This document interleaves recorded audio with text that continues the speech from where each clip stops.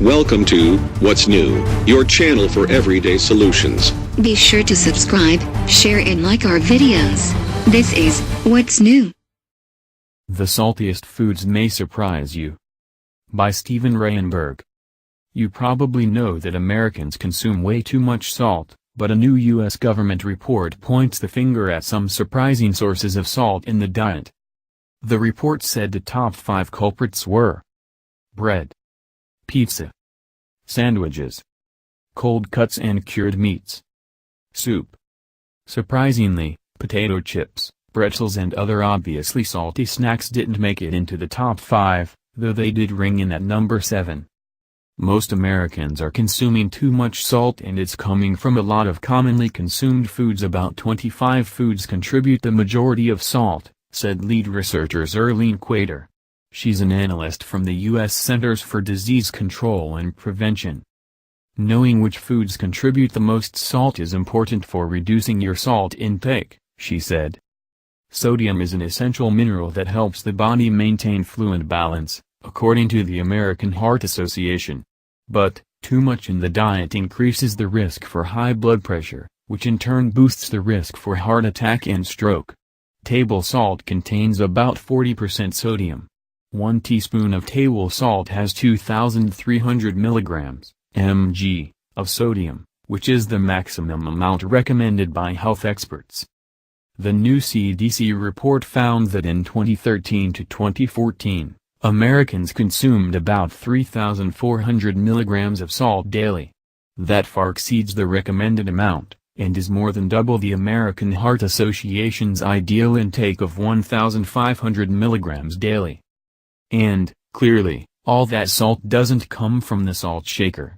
Most comes from packaged, processed and restaurant foods, the report said. Many of these foods contain moderate amounts of salt, but are eaten all day long, Quader said. It's not necessarily that foods such as bread are high in salt, but eating several slices a day quickly adds to the total amount of salt you consume. One way to reduce salt is to pay attention to food labels when shopping and choose the lowest salt option, Quader suggested. When cooking at home, use fresh herbs and other substitutes for salt. When eating out, you can ask for meals with lower salt, she added. Quader said the food industry can help by lowering the amount of salt it adds to its products. Gradually reducing salt in foods can help prevent high blood pressure or hypertension and reduce the risk of cardiovascular disease and won't even be noticed by consumers, she said.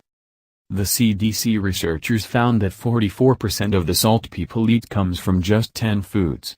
These include bread made with yeast, pizza, sandwiches, cold cuts and cured meats, soups, burritos and tacos, salted snacks, chicken, cheese, eggs and omelets. 70% of salt in the diet is from 25 foods, the report said. Some of the foods included in the top 25 are bacon, salad dressing, French fries and cereal, the researchers found. In addition, 61% of the salt consumed daily comes from store-prepared foods and restaurant meals. Restaurants have the saltiest foods, Quader said.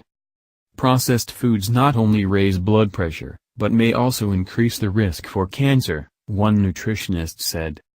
Samantha Heller is a senior clinical nutritionist at New York University Medical Center in New York City. Processed meats such as bologna, ham, bacon and sausage, and hot dogs have been classified as carcinogens by the World Health Organization, Heller said. In addition, these and other highly processed foods are huge contributors to the excess salt in the Western diet. Parents need to understand that feeding hot dogs, fries, and ham and cheese sandwiches to their kids, and themselves, is significantly increasing their risk for certain cancers, hypertension and heart disease, Heller said. Lowering salt in your diet is as simple and as difficult as cooking at home and using fresh ingredients, as often as possible, she suggested. This can save money and time in the long run, and certainly is better for our health, Heller said.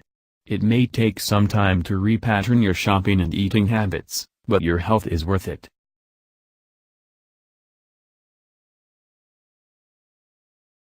Welcome to What's New, your channel for everyday solutions. Be sure to subscribe, share and like our videos.